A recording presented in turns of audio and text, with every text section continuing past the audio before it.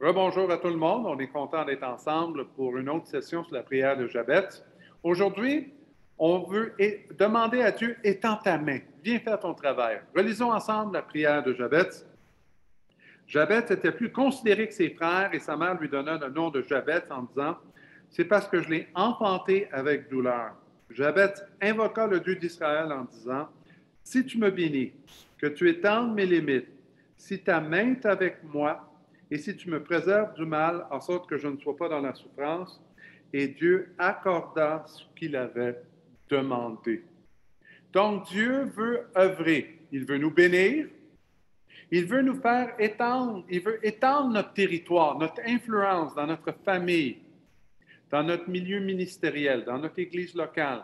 Et à travers notre milieu de travail, dans ces trois sphères-là, Dieu veut amener la bénédiction et il veut nous aider pour voir ces choses-là croître et grandir. Et il a dit, lorsqu'on était ensemble, dans Jean 15, qu'il veut qu'on puisse porter du fruit.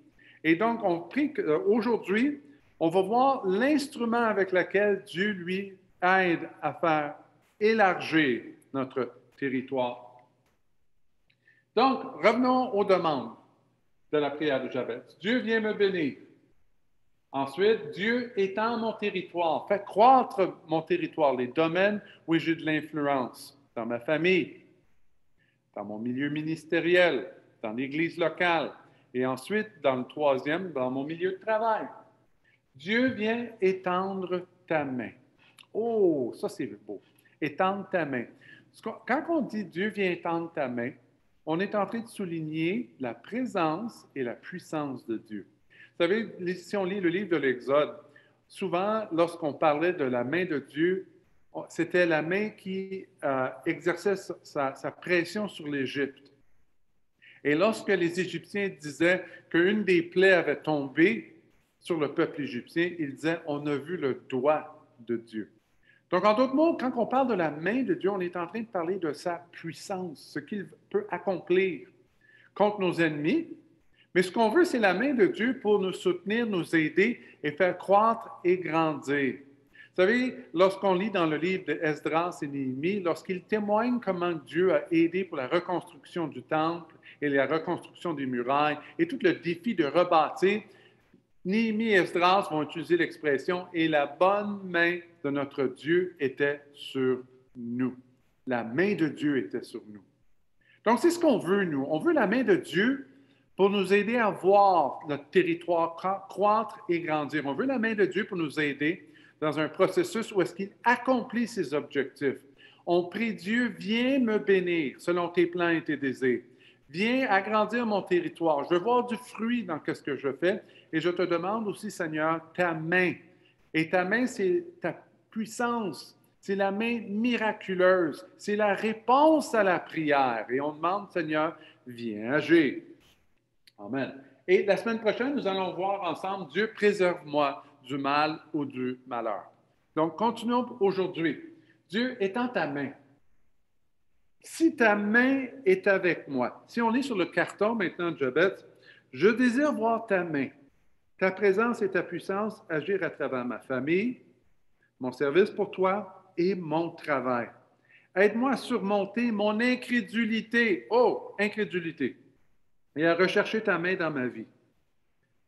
On demande à Dieu sa puissance et sa présence à travers toutes nos sphères d'influence dans notre territoire.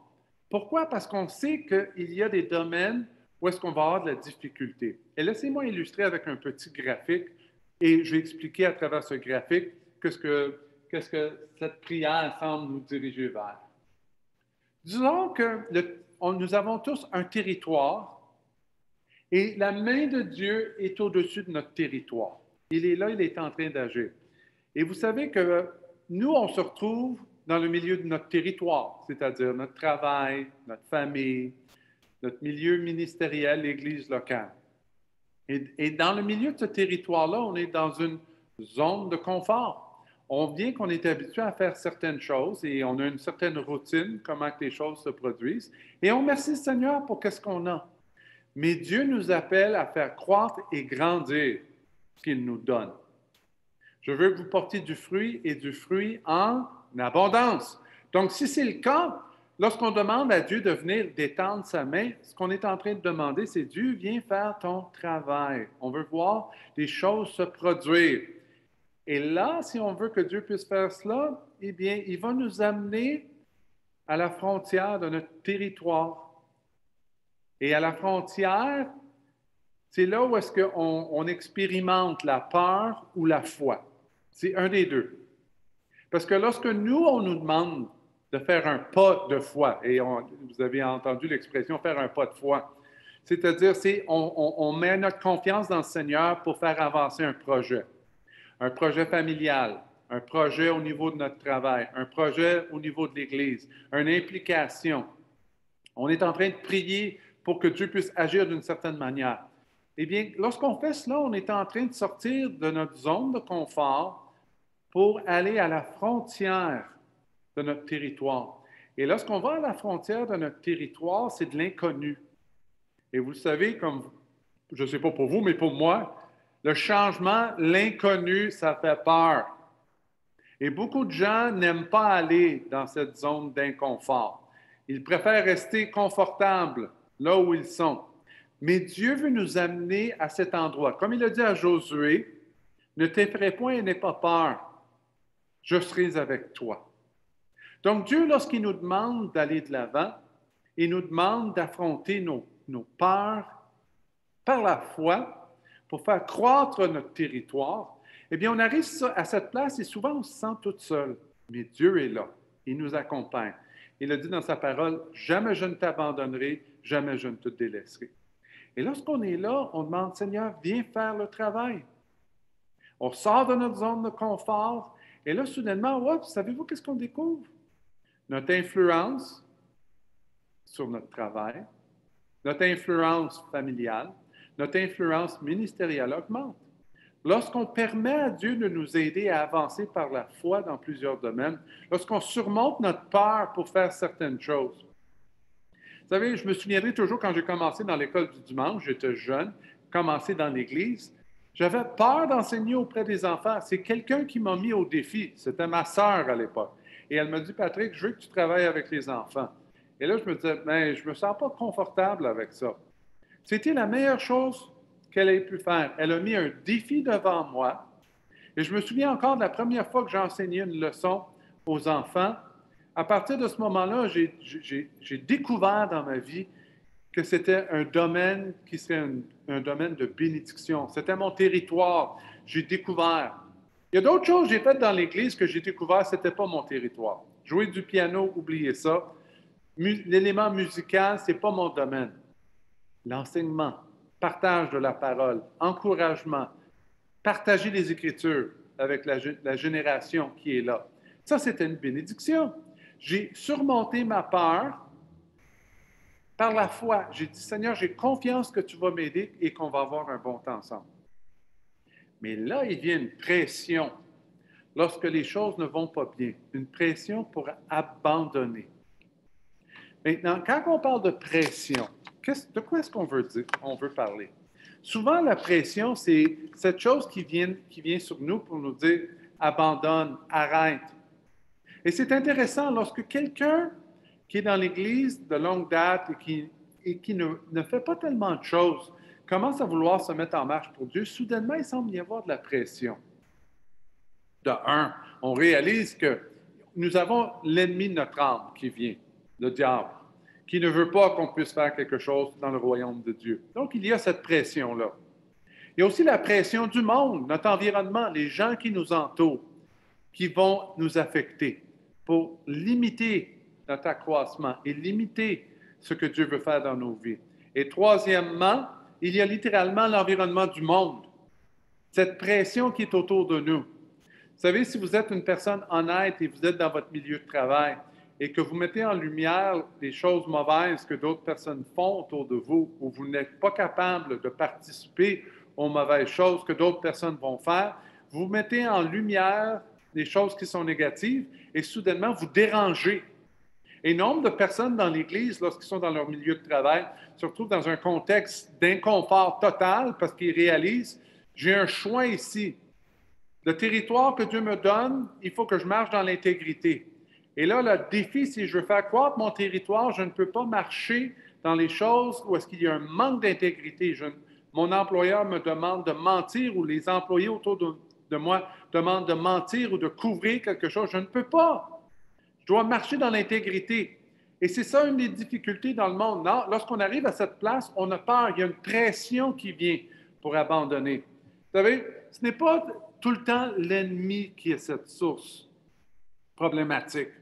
N'oubliez pas quelque chose. Lorsqu'on arrive dans la Genèse, dans le chapitre 3, il y a 3 éléments qui sont présents et 3 tensions qui existent à partir du moment que l'homme a connu la chute. Le serpent est présent, symbole de l'ennemi, Satan. Et ça, plusieurs personnes vont dire, quand il y a des difficultés, c'est l'ennemi. J'aimerais vous souligner quelque chose. Dans le même chapitre 3, on souligne que l'ennemi a été l'instigateur pour certains problèmes. Le deuxième, c'est notre nature humaine maintenant. On blâme les autres pour les erreurs que nous, on a faites. Donc, quand vous essayez de mettre le blâme sur le dos de l'ennemi, eh bien, c'est comme lorsqu'Adam a dit, « Ah oui, mais la femme que tu m'as donnée, Dieu, c'est elle qui m'a fait chuter. » On veut transférer le blâme sur quelqu'un d'autre. À ce moment-là, on réalise, nous, on a une part de responsabilité dans nos actions. On ne peut pas juste blâmer l'ennemi. Souvent, nos propres attitudes et la manière qu'on réagit dans notre environnement vont faire en sorte qu'on s'attire la pression. Et le troisième, c'est l'environnement. Et l'environnement de travail ou l'environnement qui est malsain, qui est mauvais, est une pression autour de nous. Mais à travers ce processus, on lit encore le passage en Josué qui dit « Je suis là, je vais te soutenir, je vais t'aider, n'aie pas peur, encourage-toi, fortifie-toi et prends courage. Et je vais t'aider dans le processus, je ne t'abandonnerai pas. » Et lorsqu'on marche dans l'intégrité, on confronte la peur du changement, la peur et la pression qui est autour de nous pour faire avancer ce que Dieu nous demande de faire. Eh bien, soudainement, savez-vous qu'est-ce qui arrive? Cette pression peut-être peut nous submerger, mais la main de Dieu vient. Et la main de Dieu, elle, vient agir et enlève et fait disparaître cette pression.